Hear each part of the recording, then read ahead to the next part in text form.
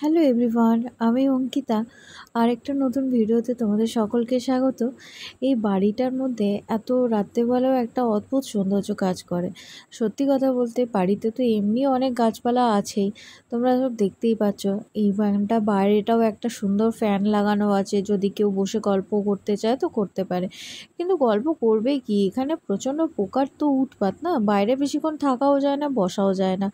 তো যাই হোক, এই বাড়িটাতে না এত সুন্দর সুন্দর সব লাইটিং করা আছে, সেট করা আছে।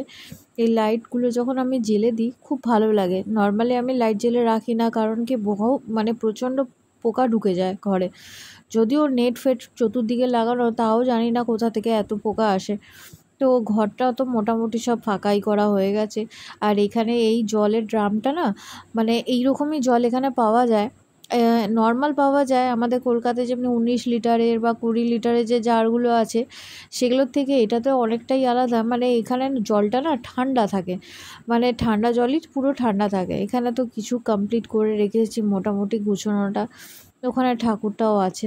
তো যাই হোক, জলের ব্যাপারে যেটা বলছিলাম, আমাদের ওইখানটায় দেখলাম যে ওই রকম ধরনের ঠান্ডা জল, ফ্রিজে যেরকম জল থাকে সেরকমই জল ওরা এখানে ডেলিভার করে। তো আমাদের কোনো অসুবিধা হয়নি। এটা যদি আগে জানতাম তাহলে আমাদের ফ্রিজটা হয়তো দরকারই পড়তো না। যাই হোক, তো এইখানে এখনও রান্নাঘরে অনেক কিছু গুছানো বাকি আছে। রাত্রি তখন অনেকটাই হয়ে গেছে, রাত্রিবেলা তো, কালকে সকালবেলায় চলে যাওয়া। ওকে বললাম যে একটুখানি আয়, হেল্প করে দে, একটা বড় প্যাকেট দিচ্ছি, এখানে সমস্ত কিছু একটুখানি এক জায়গায় করে দে। তো কি করব, এইভাবেই তো করতে হয় আমাদের। এই কটা দিনে এত কিছু গুছিয়ে ফেলেছিলাম। তো যাই হোক, আমরা আমাদের কাজ করি। আপনারা ভালো থাকবেন, সুস্থ থাকবেন। ওর অ্যাক্সিডেন্টের জন্যই আমরা আবার ফেরত যাচ্ছি, আবার কোয়ার্টারে। তো নর্মালি আমাদের পুরনো জায়গায়, যেই জায়গা থেকে আমি ভিডিও করা শুরু করেছিলাম, আবার সেই জায়গাতেই ফেরত যাব। চলুন, আপনারা ভালো থাকবেন। এখন আসছি, টাটা।